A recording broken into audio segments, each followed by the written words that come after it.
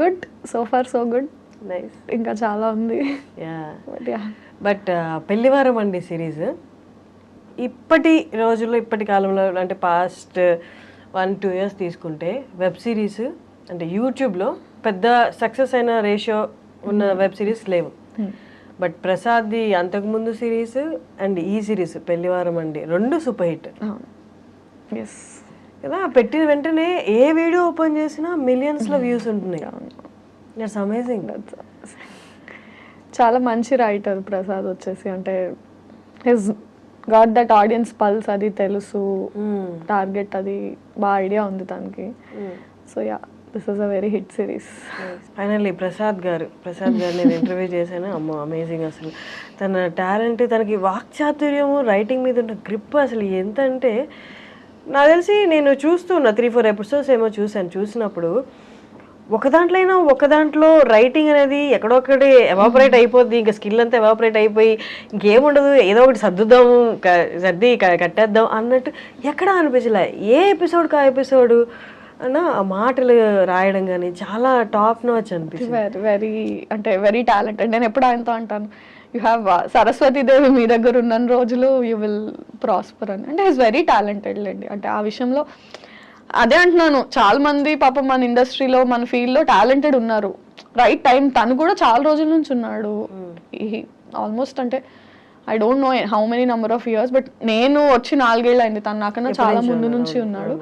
And proper break తనకి వచ్చి ఉండింది, కానీ చాలా హ్యూజ్ సక్సెస్ ఈ మావిడాకులు పెళ్లివారం మండితో నెక్స్ట్ లెవెల్కి వెళ్ళిపోయాడు. పీపుల్ నో హిమ్ ముందు కూడా, very successful he was. So మెట్టు ఎదుగుతూ now that is working for films also, రాస్తున్నాడు. గుడ్. అంటే వెన్ మనుషులు ఎదుగుతుంటే యూ ఫీల్ నైస్, మన వాళ్ళు అనే దట్ ఫీలింగ్ ఇస్తారు. నార్మల్లీ ఒక యాక్టర్ మన స్టార్టింగ్లో కొంచెం రిలేటెడ్గా దీనికి మాట్లాడుకున్నాం, బట్ క్వశ్చన్ ఫార్మాట్లో ఇప్పుడు అడుగుతున్నాను. నార్మల్లీ ఒక యాక్టర్ ఏ ఇమోషన్ అయినా కరెక్ట్గా ఇమోట్ చేయాలి అంటే పర్సనల్లీ తన ఆ ఇమోషన్ని గట్టిగా ఫీల్ అయి ఉండాలి అని. ఫర్ ఎగ్జాంపుల్ హ్యూమర్ రాసే వాళ్ళకి విపరీతమైన లైఫ్ హర్డిల్స్ ఇచ్చి ఉంటుంది అంటారు. అలాగా యాజ్ అన్ యాక్టర్గా నువ్వు ఫుల్ ఫ్లెడ్జ్డ్గా నువ్వు కనిపించాలి అంటే నీ యాక్షన్లో నువ్వు అన్ని ఇమోషన్స్ గో త్రూ అయి ఉండాలి అని. How far do you agree with that? Go through అయ్యి ఉండాలి అంటే యాజ్ పీపుల్ మన అందరం గో త్రూ అవుతాం. అంటే యాక్టర్ కాకపోయినా, ఫర్ ఎగ్జాంపుల్ ఒక కెమెరామ్యాన్ అయినా సరే ఏడుస్తాడు, నవ్వుతాడు, బాధపడతాడు, ఆనందపడతాడు.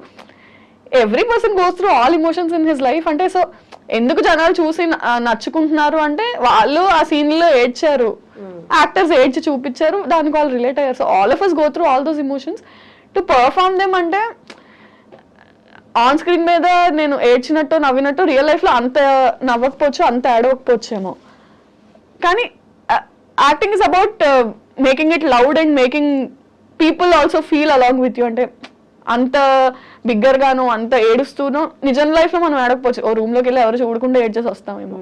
But on screen if you're crying you have to make it so visible, so loud, so teary that people say అర్రే నిజంగా అందరం అలా ఆడవం. Acting is different. అంటే నీకున్న ఇమోషన్స్ ని ఒక 10x 20x చేసి మ్యాగ్నిఫై చేసి చూపిస్తాం మనం యాక్టింగ్ లో. అందరం అలాంటి ఇమోషన్సే గో త్రూ అవుతామని లేదు. బట్ లైఫ్ లో career set backs and love breakups ఇవి చాలా యాడ్ అవుతాయి ఇమోషనల్ సీన్స్ ఇమోట్ చేయడానికి అంటారు.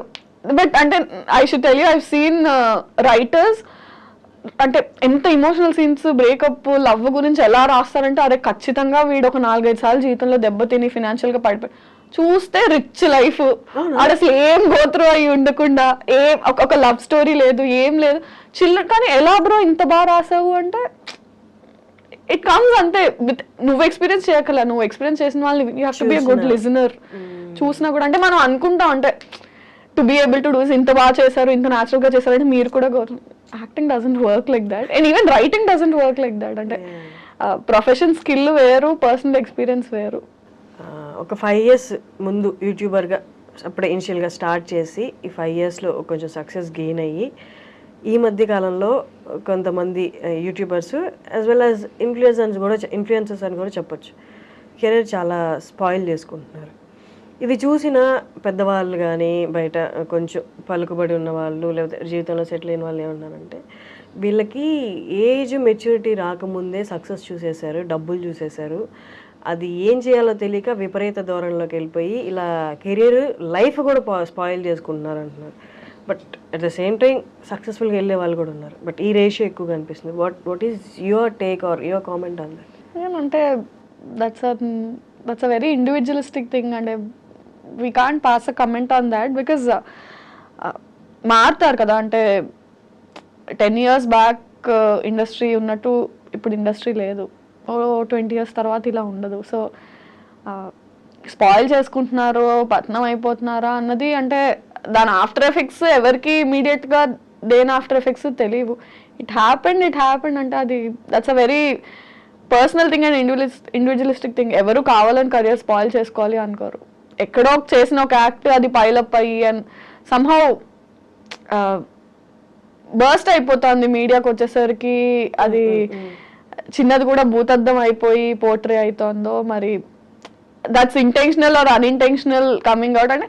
అండ్ మేబీ పబ్లిక్ కూడా ఎక్కువ అటాచ్ అయిపోవడం వల్ల వాళ్ళు ఎవరినైతే అభిమానిస్తారో వాళ్ళ మీద చిన్న ఇది వచ్చినా సరే దాన్ని వాళ్ళు తీసుకోలేక బ్యాక్ లాష్ అవ్వడం అగైన్ అంటే it's a very personal. But ఈ పబ్లిక్గా ఉన్నప్పుడు, పబ్లిక్గా వాళ్ళు విజిబుల్గా ఉన్నప్పుడు, వాళ్ళ వర్క్ విజిబుల్గా ఉన్నప్పుడు డూ యూ థింక్ అంటే వాళ్ళు ఎక్స్ట్రా కాన్షియస్గా ఉండాలి? దట్స్ వాట్ అంటే సీనియర్ యాక్టర్స్ కానీ ఈ ప్రొఫెషన్ ఎప్పటి నుంచో ఉన్న వాళ్ళు చేస్తున్నారు. అది వాళ్ళు ఇంకొక కొంచెం ఎక్స్ట్రా ఉండాలి కేర్ తీసుకుంటారు ఐడియల్లీ. బట్ అంటే ఇట్స్ బోత్ వేస్. అంటే the person has to be extra careful because there is too much attention on you.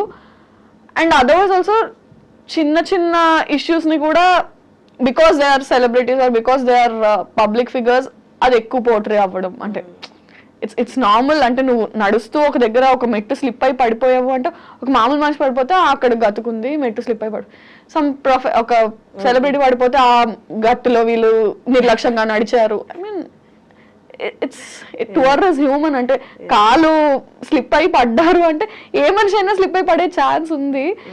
దాన్ని పబ్లిక్ ఫిగర్కి వచ్చినప్పుడు ఎక్కువ పోర్ట్రే చేస్తారు. నార్మల్ పర్సన్ అనేసరికి ఇట్స్ ఓకే, ఇట్స్ ఫైన్ అన్నట్టు ట్రీట్ చేస్తారు. Yeah, they have to be extra conscious and I think the people and media also have to little chill down. I mean వాళ్ళు మనుషులే కదా.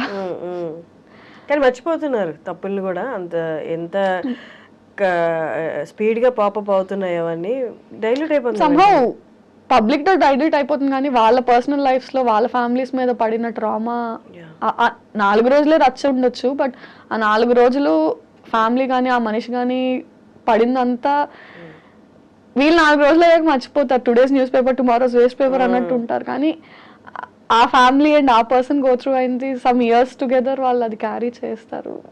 Somehow we forgot to be kind అనిపిస్తుంది నాకు. అదైతే అనిపిస్తుంది. అంటే ఇన్విజిబిలిటీ కదా కామెంట్స్ కానీ ఏదైనా అంటే ఐడెంటిటీ లేకుండా మాట్లాడేస్తున్నాం కానీ ఒక ఐడెంటిటీ ఉన్న మనిషి గురించి మాట్లాడుతున్నాం కదా. ద ఫర్గెటింగ్ ఇట్ అంతే. అది హక్ అనేసుకుంటున్నారు.